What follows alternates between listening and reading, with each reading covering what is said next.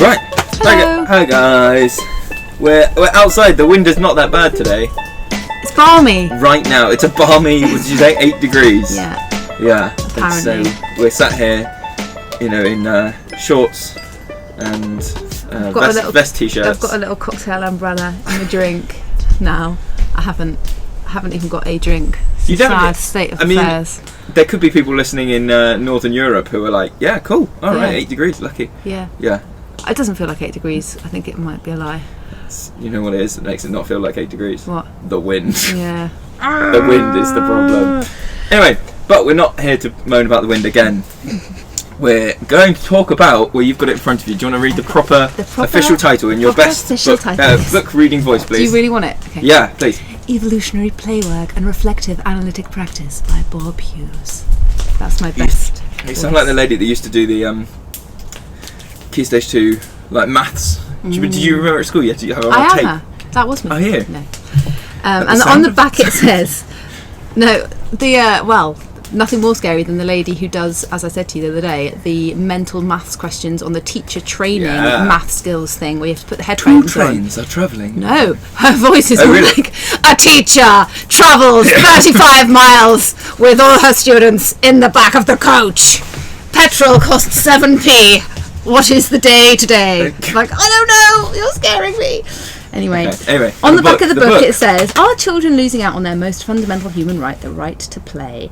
And then it says, play is a crucial component in the development of all children. In this comprehensive and accessible text, Bob Hughes explores the complexities of children's play, its meaning and purpose, and argues that adult-free play is vital to the psychological well-being of the child. So that's kind of it in a nutshell, isn't it? That is about as concise as this book manages to get. Yeah. And it is not a concise book to read. It's only 260 odd pages. It's dense, but isn't my God, is it like wading through treacle. Yeah. But it's very valuable treacle. Yeah, you wade through the treacle and then you get a little nugget of gold and you're like, oh my God, that's amazing, and then you have to wade through and then get back in the treacle. You have to be completely completely focused and not distracted in order to focus on it. So this is one of the things I was gonna kind of wait to the end, but I think it's quite useful to say at the start is I'd be interested to hear what you think. I don't necessarily know who this book is for. Mm-hmm. As a reader, it's so academic. Mm-hmm. Like in terms of it's very high-minded and very and the way it's written with the type of writing is very difficult to read, and I think if you weren't used to reading that type of work, it'd be very difficult to do. Yeah. But the message inside it almost seems like it wants you to be someone who's very hands-on and with the community and down and dirty with the kids. And I would say those two Venn diagram. I don't think those Venn circles. You know what? I know exactly what you're saying, and I think when was this written? This was written in the 90s, wasn't it? But he kind of comes from that 70s, 80s world of playwork, when playwork was a viable thing that people knew about. Some people knew about, and adventure playgrounds were all over the place.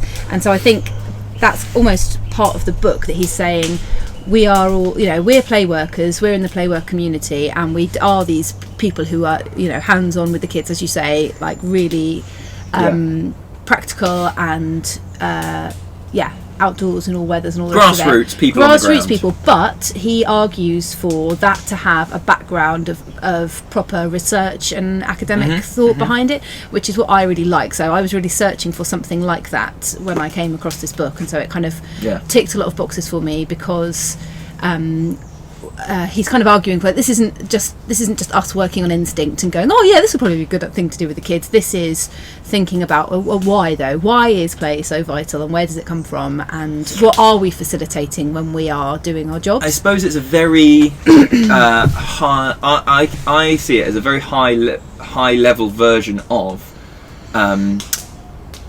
that idea that is very prominent in forest school, where you go from the outside, this looks like playing. Exactly. From the inside, you go, there is a level 3 trained person inside doing all this stuff. And this is almost like, from the outside, it might look like even less has been put in, but from the nuts and bolts inside of it, he's talking about like, some of this, I swear, you could write your little PhD stuff on it.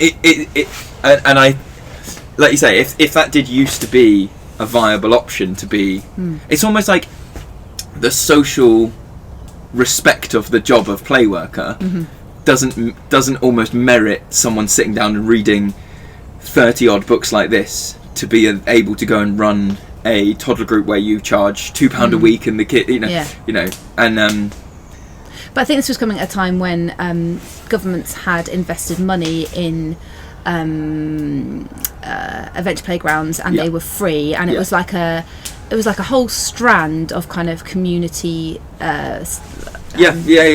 facilities that was really hopeful and was going to be like a way to solve a lot of problems in society, and that was the thing that was going to be offered free at the point of use, staffed by people who knew what they were talking about and who were trained and who could write stuff like this, and then it just went down the drain, a lot of it, and but interesting to think that perhaps there's going to be a resurgence of this kind of work, and whether this book will become there's so much more talk about play now, isn't there? There's a real kind of and Scotland and Wales are doing loads on it, and I think England's kind of, from what I can see, a little bit far behind in terms of actual provision for it, but there is a movement of parents as well who are backing it in schools, and talking about a more play-led curriculum, which is really cool. What did you think about the whole kind of stuff he's talking about evolution, and about the ancient reasons for play? Because I found that really interesting. Do you remember that bit? I did find it very interesting. I think so. He's talking, isn't he, about children playing through the evolution of man, and there's a nice bit. I didn't make a note of it, but where he talks about in broad terms, ages 3 to 4 are discovery and something else, and ages 7 to 9 are exploring, hunting, chasing, and ages, I think it's like 9 to 12 are like, well, actually I thought that was interesting, because I remember the last one was 12 to 19, and he said that was dolls and pets. Oh, and planting, isn't it? Planting and like. Well, it might have been, but that idea of like nurturing and growing. Yeah. But actually, I wondered whether that tied into more of a historically, when would people have started having children between the ages of 12 to 19? So it makes perfect sense, evolutionary, that's when something kicks in there. But now, as a society, we go, people have children later and later, and so it's like, whereas possibly you might have met that need with an actual baby. Maybe. Now it's a need of okay, I'm gonna talk this out through play. I think it is an interesting idea. I think what I found difficult about the book, now he makes the point quite a few times, that assessing children as a group or anything other than an individual entity is sort of frowned upon, and he talks about it in broad terms, in terms of saying things like he's working in one setting where there are immigrant families from Poland and immigrant families from I can't remember where now. He's saying they speak Urdu, and he's saying that it's really one of the things that other settings fail at is that they go, all these children who are speaking Urdu all need this thing, and they put them in, and saying all the children from Poland come from here and they have this, and he's saying that's dangerous. Obviously, I think everyone would agree that's a dangerous thing to do. But it's interesting that he advocates so hard for like your play space to have absolutely everything possible and all the space needed in it, so that you can I guess it just comes back to that thing, doesn't it, where it's a bit like the thing with state schooling, where you go, the bigger the class size gets, the less individual the teaching gets. And I wonder how you marry that against a play space where you're not even directing an activity necessarily, how you set up a space that caters for everyone. That absolutely caters perfectly for everyone. Well, I think he talks quite a lot about the children being involved in that, though, doesn't he? So you are there as a facilitator, and you observe and you reflect and you think about what they what would help these kids out, but they are involved in the design of the play space, and you're not precious about it. And if they want to build something, you let them build. And I guess that's where it's an issue, not an issue. It's a thing that happens here as well, where I wonder. So building's a really good example, because we have. So I'm pointing, but you won't be able to see it. The hole over there, the new one, the small one. We have one group of children who are building a wall, and they dig the hole and they put it on the outside, and they built. They've put stakes in and put sticks around the outside, so there's then also a wall as well as the stick. We have another group that come on a different day of the week, whose goal every time has been, oh no, we got to flatten it out so that the hole can be. And there's this weird balance of like, so in one way, I guess you could look at it and go, that's brilliant. They're actually meeting each other's needs, because they're not, maybe one group left to their own devices would build a 40-foot wall and would just keep going. But it's that balance of like, oh, it's not done. But when I think about a play space and meeting everyone's need, if one person's need interrupts another person's need, whether they're there at that time. So they talk about having a space so that you can go, oh, you can build over there, and you can, I don't know, pretend to have pet dogs over here, and we won't get interrupted. But if you do you know where I'm going with this? I do know what you mean, and I recognise that also, obviously. And if you have two children at home, that is also a thing that is a constant thing. And I think for me it comes down to we want the best for children, we want the children to be happy, but actually the best for the children is not a lack of conflict. Conflict is good, so opportunities for conflict and conflict resolution are all positive, I think, which is hard to accept but is true. So whether or not the children with the differing needs are there at the same time, and it is actually a real conflict that's happening right now, face to face, or whether it is a kind of, oh, they've come in and they've done this war. Oh, I'm really frustrated and I want to know. And you as mediator kind of helping the children through that disappointment, through that challenge, and coming to it. And you actually, I think a lot of the time we go, oh no, what's going to happen when they do that? What's going to happen? They're going to like really flip out. And sometimes we over imagine what they're going to, how they're going to react. And sometimes they'll surprise us by going, oh yeah, I guess we could let them, they'll often come up with their own solutions if you don't preempt it too much. So I kind of, I see it as a like, I'm making a mental note that could be an area of conflict, and I'm going to be ready to help them through that if they need me to, but I'm not going to stop it happening through fear of conflict type thing. And every situation is going to be different. Some are going to need, oh no, this is their thing, we're going to leave this for them. And some things are going to be like, well, actually you don't always have control over things when you're not here, other people are here. Think about that. There's an opportunity for empathy, there's an opportunity to imagine the world without you in it. That happens, that's a massive, that's a big thing, isn't it, that you're not the main character. And I mean there's adults, aren't there, still, that don't get that they're not the main character. All of us are guilty of that. Going back to the evolutionary thing, I thought there was a strong argument that, like when you put it upon people, they kind of look at you like you're a bit crazy, and because it is quite a strong idea, but I quite like it, which is that play is cross-cultural, so all humans play, and all humans play in like similar ways, no matter what their cultural environment and how they were born, etc. And so he argues that this is how we have evolved. Not only are we playing through as we are children, playing through the stages of human evolution, but this is how we have evolved.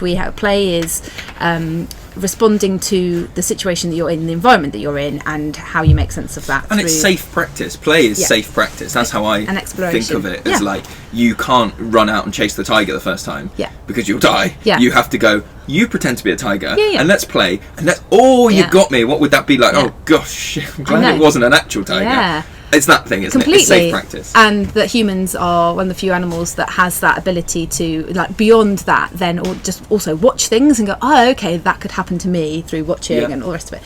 And that's how we've evolved to get where we are. And he argues that through, and this is very much about adult-free play, isn't it, as well? This is completely, that's the main theme, this is a bundle of kids in an adult-free zone, experiencing sometimes quite frightening play, risky play, negotiating with one another, being in the situations that as a parent we would go, holy crap, I can't see them, I don't know what they're doing, Holy Lord knows what they're up to, and I don't know if you have similar things, but the book made me recall my own play experiences of some really super dangerous stuff that we were doing. We were like dragging, found this rubbish dump and we're dragging like huge panes of glass and like bits of sharp corrugated metal to build dens, basically. Then the bloke who owned the scrapyard found us stealing all of his stuff, basically, and dragging doors into the woods, and like went mental at us. And we were like, running away. It's all like, japes, japes. It's like if your kid came home and told you they were doing that, like, See, I don't think I have. But you're slightly almost in the next generation to me in that kind of world. Oh no, I think I very definitely more than slightly. And I don't think my mum will have any issue with that. My mum was not overprotective, but she was a very but more like a parent now. Yeah. Because I'm younger than you. Yeah. So so his point is that if you are denying children that complete free adult free play, you are basically stopping human evolution. Like, it's as serious as that. Like, our evolution is continuing, and it's continuing in the world that we're in right now, and the world is changing, and so it's not necessarily about like going, yes, all children should be playing at the bottom of the field by the scrapyard in the woods and getting bellowed at by a bloke. It is about the world as it currently is, but always being there and always being present means that they never get into that play cycle that is true play that is going to facilitate like the next step of human evolution, which I find like, whoa, that's pretty. I think that's another part that I would say is I wasn't expecting going into the book, and again I think it ties into how academic the book, or possibly not academic, but why the book comes across when you read it like treacle,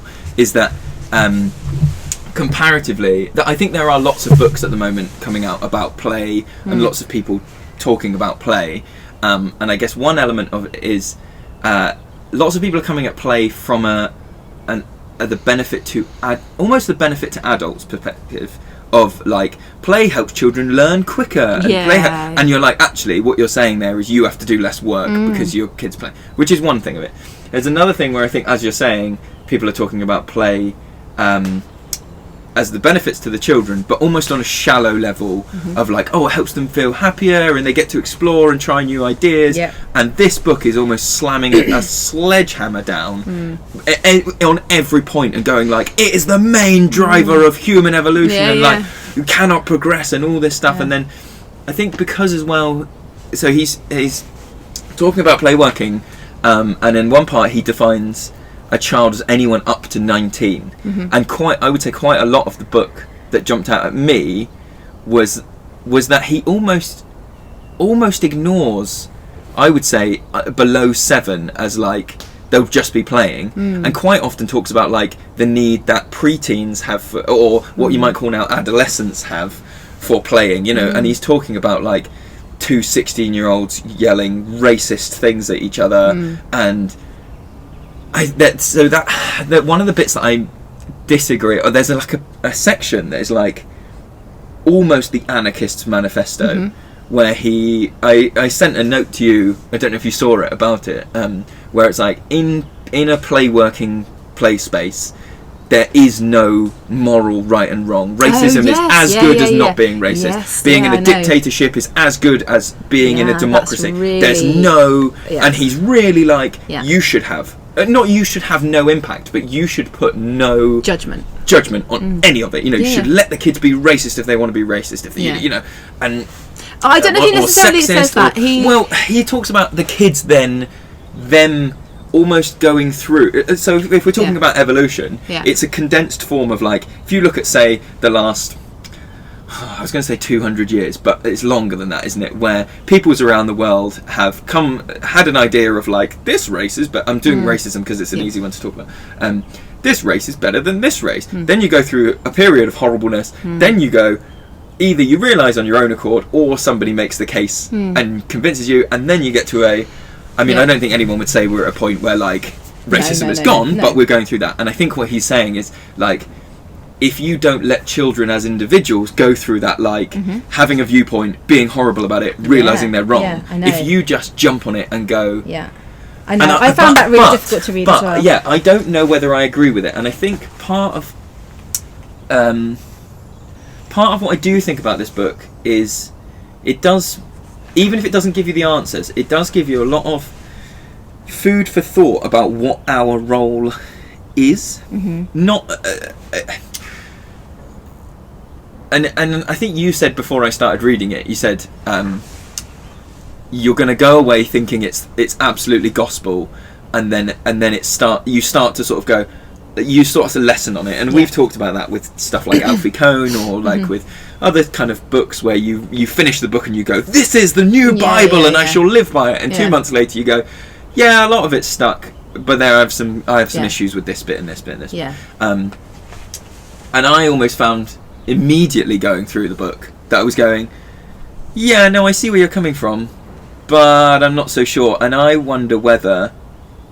not sure whether it's an ego-driven thing. I don't think it is, but that I think he sees the role of an authentic play worker to have just to be facilitator, almost be, you know, in kabuki theatre they have the people who are stagehands, and they wear basically all black jumpsuits and they move the furniture and they're not actually part of the scene, and I think that's a good metaphor for what he would say play workers are. They're not necessarily visible, they just create this and move that in that way. I know what you mean, and I know why you say that, but I really like the section towards the end about like different types of play worker, so which we've spoken about as well. And so he definitely makes the case for the flow of communication to come from child to adult all the time. So instead of it being adult led and top down, it is you are there, and the flow of communication and energy should come from the child.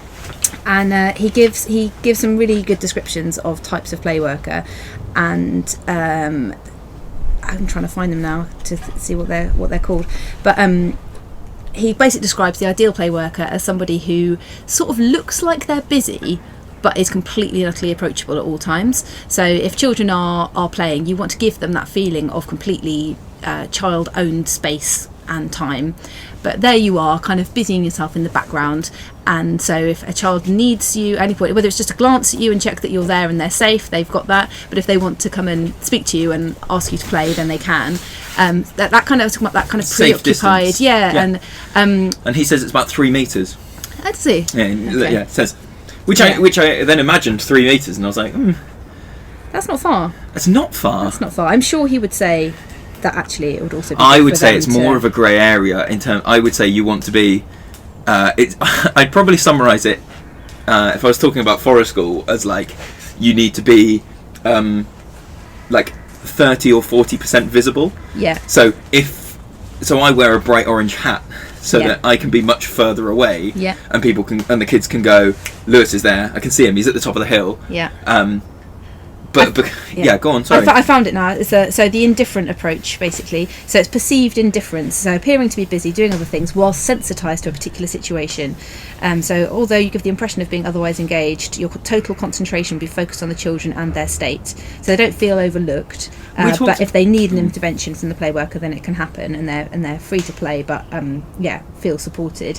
And then he gives some kind of not so great types of play worker, and sort of says that we all slip into those not so great roles sometimes when we're feeling burnt out or feeling like we've got people on our back saying you've got to get this result or whatever. But he does make the enthusiast approach, which we've spoken about before, so the kind of person who is like a bit of a big kid. Has that kind of boundless energy and enthusiasm.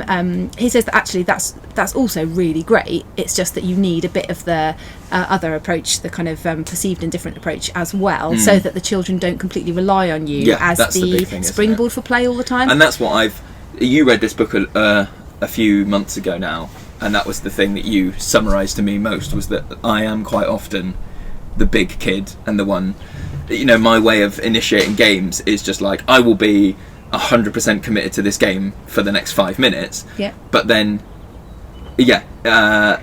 I do sometimes burn out, and then you realise that that's what, it's almost that thing of like, if you've got a group or an individual child who, as soon as you stop doing that, will just follow you and go, what are we doing, what are we playing? Yeah. You realise that actually you haven't given them any tools, you haven't given them what they needed. All you've done is like, not distracted, but you haven't given them the ability to like pull stuff out of nothing and like. But if you didn't... He talks about boredom as well, doesn't he? Mm-hmm. He's saying that boredom is an important thing for kids to be sort of exposed to. Maybe I'm thinking of a different book now. But anyway, and the idea that actually that need, for me, that need to be the enthusiast and to go like, okay, we're going to play a game. It's almost like a ticking of how long can I wait before I do that? As much as how long can I let the kids sit? It's like, how long can I sit there and watch someone struggle before I go, oh, let's just go and play this and do whatever. But as we said last week, sometimes there are times when like it's really cold and you do have to be the enthusiast to be like, right, I can't let you get bored and colder now. I have to be this Playworker and do the thing. I did that on Wednesday and literally thought about that. It's like sometimes there are some children who have never had the opportunity to lead their own play and have always had an adult. So you can't just plonk them in the woods and expect them to just have this magical experience. You know, they need. You need to meet them where they are. Yeah, and I love that that analogy of a springboard, you know. So you're not going, right, everybody, the programme today is this, that and the other. You are there to provide a little springboard. So I'm going to do this thing. Either I'm going to show you something, or I'm going to initiate this game, or I'm going to ask you this question, or tell you this story. And yes, that part is adult-led, but it's a springboard, and you can take that in wherever whatever direction you want to take it. So after that, if you grab me and say, I want to make this thing now because of that game we played, then that's cool. If you don't, if you want to just go, okay, thanks for that, bye, I'm off now, that's fine too. There's a good, sorry, go on. Big breath. Yeah, sorry, I'm rabbiting. I haven't even had any coffee. Well, I was going to dig out. So in this book it has play plus environment equals experience and evaluation, which equals, and this is where it becomes treacle, molecular/atomic building blocks applicable to most situations. So that's like schemas. It is. So I just think it's an interesting idea that it's a play plus the environment gives you an experience and evaluation, and it's those things of when we're thinking about forest school, it's like if I was looking at it, I feel like we do this a lot, and it might be a good comparison, it's not, but again, comparing to state school, that kind of, I would say you get an environment. It's not necessarily a good environment, but you get a classroom environment, which then results in an experience. There's probably not play mixed with the environment. I mean, in early years, yes, but less so as you move through the school. And in evaluation, I would say that's one of the biggest things that kids are missing out on. It is that, like you were saying about, you look back now and you go, oh my god, I was stealing glass from a junkyard and chasing someone away and all these things. And part of that, if we're going to the evolution thing of safe play, is evaluating what happened. Whereas if you are churned through the day, you know, 9 o'clock is English, then 10 o'clock is maths, then we're going to do this, and then this, and then this, and then this, and then you get picked up and someone goes, what did you do today? And that's a very aggressive parent who picked up in my head. What did you do? But what I mean is, like, you're burnt out at the point where anyone is giving you a chance to. I mean, some parents, if a parent said, what did you do today? I'd argue that's not a great question. But let's say there's a more perhaps progressive parent who just has a catch up at the end of the day, or sort of says like, oh, what was the best bit today, or what did you do? They're burnt out. Evaluating is hard. Evaluating is really hard. I think he might be talking about as well, like a play moment, so a completely and utterly child-led moment, and a child of any age playing with water, for example. So we will notice when that children, of course, we all expect preschool age children to be interested in playing with water, flowing down a gutter, and floating a boat, and pouring all that kind of shizzle. But we will have kids age 12 doing exactly the same thing and being as completely immersed and engrossed in the water rolling down the hill as a 3-year-old, which in school they just don't have that. And that is completely child-led, and so it's the environment plus the experience, and then the evaluation is happening like second by second. Oh, what is happening when I'm doing that thing? Oh, that kind of reminds me of the thing. And oh, if I did the thing and the thing, this is how it felt sensory-wise. This is how it. These are things that happened intellectually while I was doing that. And so the evaluation, because the entire experience is child-led and play-based, the evaluation is second by second by second, which the learning is so deep and so flow is constant evaluation, exactly, isn't it? Constant whereas feedback. That whole thing of like an adult-led activity, we're doing maths and we're doing this thing and blah blah blah blah, we as teachers would be trained to do, the 3 steps and the... I've forgotten even the... Must, should, could? No. The like the pre-learning task, and then the learning, and then the... Plenary. Plenary. That's starter the word and main activity in a plenary. So that, I guess, is the school-based equivalent of what we're talking about, this Bob Hughes equation. And so the plenary would be some rubs thing, like an exit card, like, everyone reflect on your learning and write something on a card and give it to me as you leave, or everyone write something on a thing of paper and then scrunch it up and throw it at me at the front because we're making it fun. But that's not the same. It's like you're forcing the children to evaluate something that you set them and made them do. So that isn't evaluation. That's, again, it's just like, what do they want to hear? Okay, I'm going to do that. So that's a whole other... You can't truly evaluate in that way something that has been adult initiated, I don't think. Yeah. But whoa, this is deep and heavy. This is deep. I was going to say. Well, let's finish with. There's so much more to say. There is so much more to say, but we're going to run short, and I think without absolutely plagiarising the book, we're going to go. So I think if we finish, is there 1 or 2 things that you think after I read that book? Because you read, like I said, it a few months ago. Yeah. And now you've had some time to put it into practice and try these out. So what have been the things that you have gone, the book has changed this for me, I now think like this, or I now see this? Or is it just a completely new set of like glasses and how you look at everything? I find that I don't know. I think it did have a profound effect on me when I read it, for sure. And I think it gave me...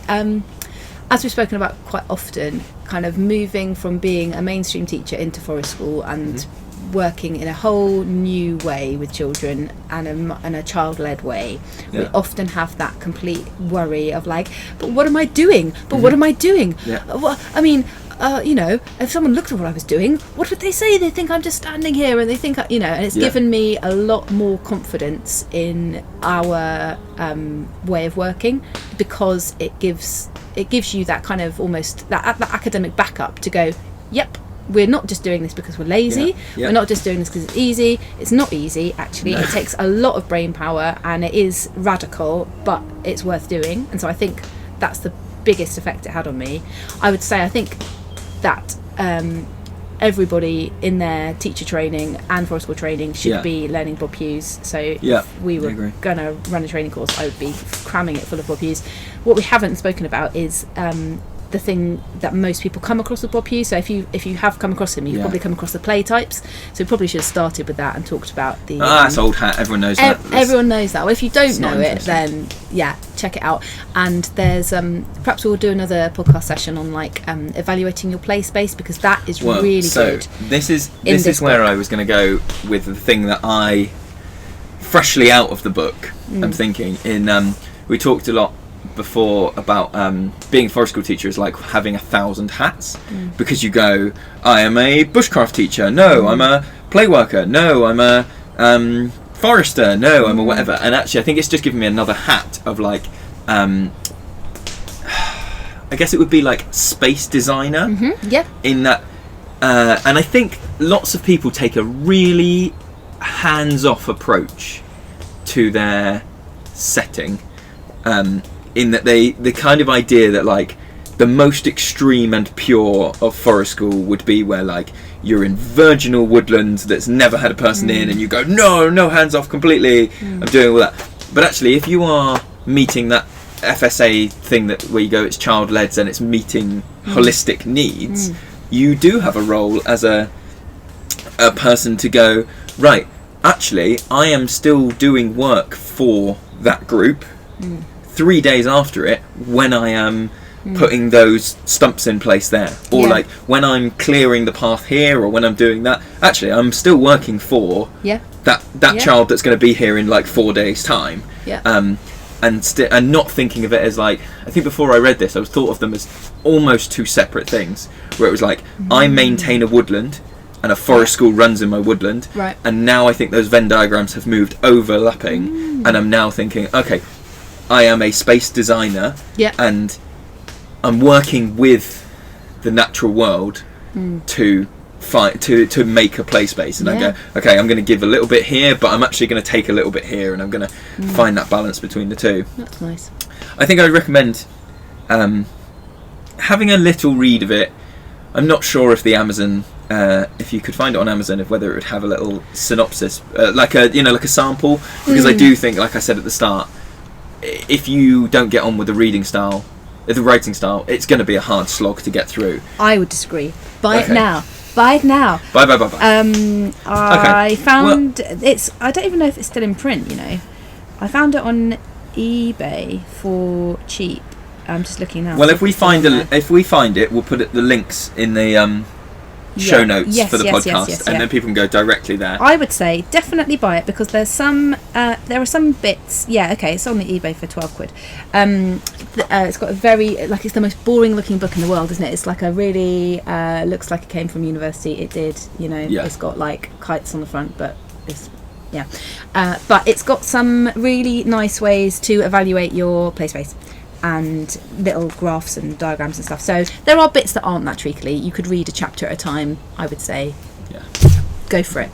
Okay, cool. Good. As again, reviews on iTunes really help. Share it with people. Send us an email, childrenoftheforest@outlook.com.